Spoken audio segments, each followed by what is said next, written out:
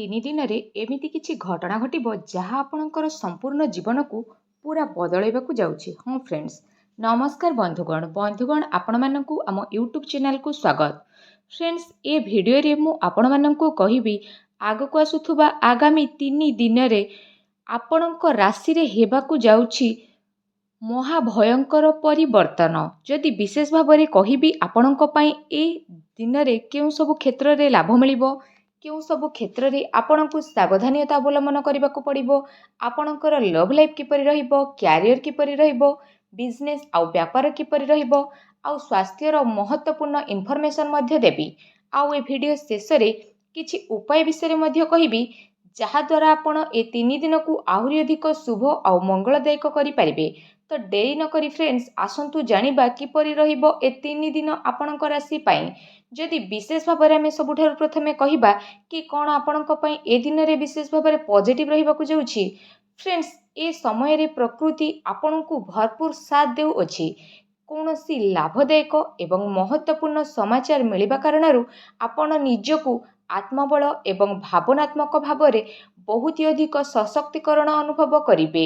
ଅଟକିଥିବା କାର୍ଯ୍ୟକୁ ପୂରା କରିବା ପାଇଁ ଆପଣ ପୂରା ପରିଶ୍ରମ ମଧ୍ୟ ଲଗାଇ ଦେବେ। ଏ ଦିନ ଆପଣଙ୍କ ପାଇଁ ବହୁତ ହି ଲାଭଦାୟକ ସିଦ୍ଧ ହେବାକୁ ଯାଉଛି। କୌଣସି ମହତ୍ତ୍ୱପୂର୍ଣ୍ଣ ସମାଚାର ଆପଣଙ୍କୁ ଅବଶ୍ୟ ମିଳିବ। ଆର୍ଥିକ ସମସ୍ୟା ଦୂର ହେବ। ଅଟକିଥିବା କୌଣସି ଜମି ବାଡ଼ି ସମ୍ବନ୍ଧିତ କାର୍ଯ୍ୟରେ ଆପଣଙ୍କୁ ସଫଳତା ମିଳିବାର ବିଶେଷ ଯୋଗ ମଧ୍ୟ ବନୁଅଛି।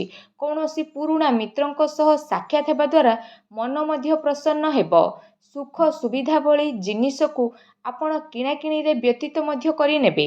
ନିଜର ପ୍ରତିଭା ଆଉ କ୍ଷମତାକୁ ଆପଣ ବୁଝନ୍ତୁ।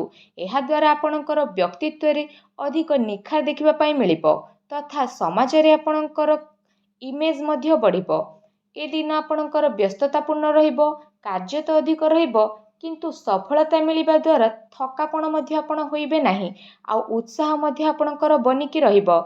ଘରେ ବନ୍ଧୁବାନ୍ଧବଙ୍କର ଆଗମନ କାରଣରୁ ମୌଜ ମଜଲିସରେ ସମୟକୁ ଅତିବାହିତ କରିବେ। ନିଜର ଯୋଜନାକୁ ସଫଳ ବନେଇବା ପାଇଁ ଏ 3 ଦିନ ବେଷ୍ଟ ସାବ୍ୟସ୍ତ ହେବ। କାଫି ଲମ୍ବା ଟାଇମରୁ ଚାଲି ଆସୁଥିବା କୌଣସି ପ୍ରୋବ୍ଲେମର ମୁକ୍ତି ଆପଣଙ୍କୁ ମିଳିଯିବ, ଯାହାଦ୍ୱାରା ଆପଣ ବିଶେଷ ଭାବରେ ନିଜକୁ ଚିନ୍ତାମୁକ୍ତ ଅନୁଭବ ମଧ୍ୟ କରିବେ। ଆର୍ଥିକ ମାମଲାରେ ମଧ୍ୟ ବହୁତ ମହତ୍ତ୍ୱପୂର୍ଣ୍ଣ ନିର୍ଣ୍ଣୟ ଆପଣଙ୍କ ପାଇଁ ଲାଭଦାୟକ ସାବ୍ୟସ୍ତ ହେବ। ସମୟର ଚାଲ ଆପଣଙ୍କ ସପକ୍ଷରେ ରହିବ। ଏହାର ଲାଭ ଆପଣ ଭରପୁର ଭାବରେ ଉଠନ୍ତୁ। ଆପଣଙ୍କର ବେହତରିନ କାର୍ଯ୍ୟପ୍ରଣାଳୀ ଦ୍ୱାରା ଆପଣଙ୍କ ସମସ୍ତଙ୍କ ପ୍ରଶଂସାର ପାତ୍ର ମଧ୍ୟ ହେବେ। କିନ୍ତୁ କୌଣସି ବି କାର୍ଯ୍ୟ ବା ଯୋଜନା ପୂର୍ବରୁ ରୂପରେଖା ଅବଶ୍ୟ ବଦଳାଇ ନିଅନ୍ତୁ। ଏହା ଆପଣଙ୍କ ପାଇଁ ବହୁତ ଭଲ ରହିବ। ଅନେକ ପ୍ରକାରର ସଫଳତା ଆପଣଙ୍କୁ ଅବଶ୍ୟ ହିଁ ପ୍ରାପ୍ତ ହେବା ପାଇଁ ଯାଉଛି। ଯଦି କହିବା ଆପଣଙ୍କ ପାଇଁ କ'ଣ ନେଗେଟିଭ୍ ରହିବ, ତ ବିଶେଷ ଭାବରେ ନିଜର କ୍ରୋଧ ବା ତରତରରେ ଯେପରି ସ୍ୱଭାବରେ ଆପଣ ନିୟନ୍ତ୍ରଣ ବଜାଇକି ରଖନ୍ତୁ। କୌଣସି ସମ୍ବନ୍ଧୀ ବା ପଡ଼ୋଶୀଙ୍କ ସହ ବାଦ ବିବାଦ ଭଳି ସ୍ଥିତି ମଧ୍ୟ ଉତ୍ପନ୍ନ ହୋଇଯିବ। ବେହତର ହେବ ନିଜର କାର୍ଯ୍ୟ ଉପରେ ଆପଣ ଧ୍ୟାନ ଦିଅନ୍ତୁ। ଅନ୍ୟର ଅଯଥା କଥାକୁ ନଜରଅନ୍ଦାଜ କରନ୍ତୁ। ମନରେ କିଛି ଅନହୋନି ଯେପରି ଆଶଙ୍କା ହେବାର ବିଶେଷ ଭାବରେ ସ୍ଥିତି ବନୁଛି। ନିଜର ସ୍ୱଭାବ ଉପରେ ନିୟନ୍ତ୍ରଣ ରଖନ୍ତୁ। କାହିଁକି ନା କେବେ କେବେ ଆପଣଙ୍କର କ୍ରୋଧପୂର୍ଣ୍ଣ ବାଣୀ ଅନ୍ୟକୁ ଦୁଃଖ ଦେଇପାରେ। ଏହା ସହିତ ସମ୍ବନ୍ଧରେ କଟୁତା ମଧ୍ୟ ଆସିପାରେ। ଆୟର ସଂଶୋଧନରେ ମଧ୍ୟ ବୃଦ୍ଧି ହେବ, କିନ୍ତୁ ଖର୍ଚ୍ଚ ମଧ୍ୟ ଆପଣଙ୍କର ବଢ଼ିବ। ସେଥିପାଇଁ ନିଜର ବଜେଟ୍ ଅନୁସାରେ ଖର୍ଚ୍ଚ କରନ୍ତୁ।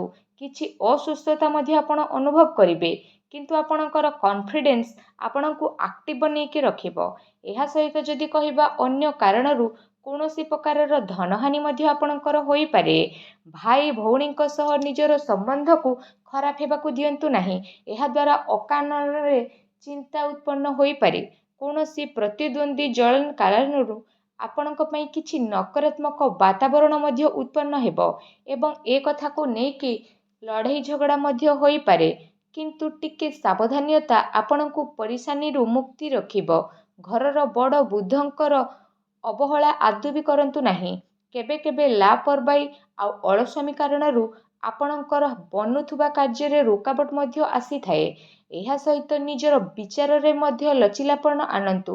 ଏହା ଆପଣଙ୍କ ପାଇଁ ଶୁଭ ସାବ୍ୟସ୍ତ ହେବ। ଆସନ୍ତୁ ଜାଣିବା ଆପଣଙ୍କର ଲଭ୍ ଲାଇଫ୍ କିପରି ରହିବ। ଯଦି କହିବା ଫ୍ରେଣ୍ଡସ୍, ବୈବାହିକ ଜୀବନରେ ସାମଞ୍ଜସ୍ୟ ରହିବ।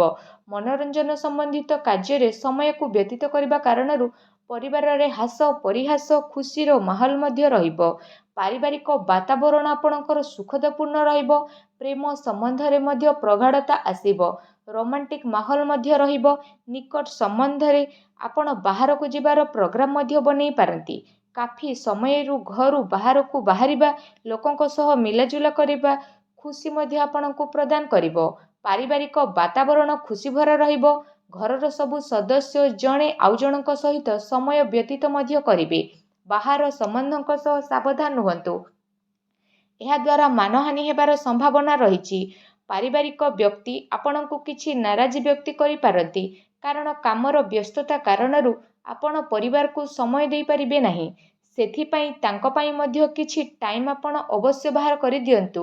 ବୈବାହିକ ସମ୍ବନ୍ଧରେ କିଛି ଟାଇମ୍ରୁ ଚାଲୁଥିବା ଚିନ୍ତାକୁ ଆପଣ ସାଙ୍ଗରେ ବସିକି ସୁଲଝେଇବାରେ ସଫଳତା ପାଇବେ। ଆଉ ଘରର ବାତାବରଣ ପୁଣି ଥରେ ସୁଖ ଆଉ ମଧୁରପୂର୍ଣ୍ଣ ରହିବ। ଜାଣିବା ଆପଣଙ୍କର ବ୍ୟବସାୟ କ୍ୟାରିୟର କିପରି ରହିବ।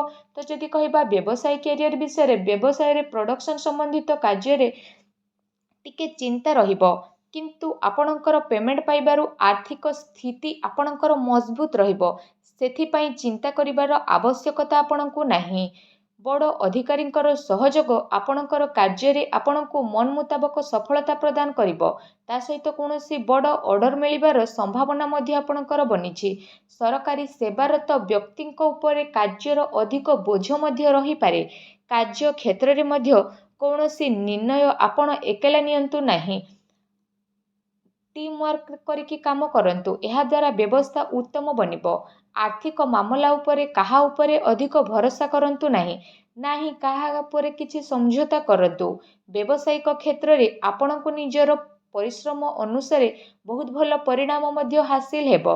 ଆପଣଙ୍କୁ ଆପଣଙ୍କର ଭାଗ୍ୟର ଅଧିକ ସହଯୋଗ ମଧ୍ୟ ପ୍ରାପ୍ତ ହେବ। ଚାକିରି ପେଶା ବ୍ୟକ୍ତି କୌଣସି ସରକାରୀ ମାମଲାରେ ଫସି ପାରନ୍ତି, ତେଣୁ ସାବଧାନ ରୁହନ୍ତୁ। ବ୍ୟବସାୟିକ ପରିସ୍ଥିତି ଆପଣଙ୍କର ଅନୁକୂଳ ବନିକି ରହିବ। ନିଜର ପୁରା ଧ୍ୟାନ ବିଜନେସ୍ ଉପରେ କେନ୍ଦ୍ରିତ କରନ୍ତୁ। କୌଣସି ବଡ଼ ସ୍ଥିତି ମିଳିବାର ସମ୍ଭାବନା ରହିଛି। ବ୍ୟବସାୟିକ ଗତିବିଧି ସମ୍ବନ୍ଧିତ ଯୋଜନା କୌଣସି ବାହାରୀ ବ୍ୟକ୍ତିଙ୍କ ଦ୍ୱାରା ସେୟାର କରନ୍ତୁ ନାହିଁ। କିଏ ଏହାର ଅନୁଚିତ ଉପଯୋଗ ମଧ୍ୟ କରିପାରେ। ଆଉ ଅର୍ଡର ସମ୍ବନ୍ଧିତ ସବୁ କାର୍ଯ୍ୟରେ ମଧ୍ୟ ଆପଣ ପ୍ରୟୋଗ କରନ୍ତୁ। ସ୍ଥିତି ଆପଣଙ୍କ ପାଇଁ ଭଲ ରହିବ। ଉପାୟ ପାଇଁ ଆପଣ ପ୍ରତ୍ୟେକ ଦିନ କାହାକୁ କିଛି ଖାଇବାକୁ ଦିଅନ୍ତୁ। ବାପା ମାଙ୍କର ସେବା କରନ୍ତୁ। ଆଉ ଆପଣ ସୂର୍ଯ୍ୟଙ୍କୁ ଜଳାର୍ଘ୍ୟ ଅର୍ପଣ କରନ୍ତୁ। ଦେଖିବେ ସବୁ ନକାରାତ୍ମକ ଶକ୍ତିର ନଷ୍ଟ ହେବ ଆଉ ଆପଣଙ୍କୁ ଶୁଭ ଫଳ ପ୍ରାପ୍ତି ହେବ। ଭିଡ଼ିଓ କେମିତି ଲାଗିଲା କମେଣ୍ଟ କରିକି ନିହାତି ଭାବରେ ଆମକୁ ଜଣାନ୍ତୁ। ଧନ୍ୟବାଦ।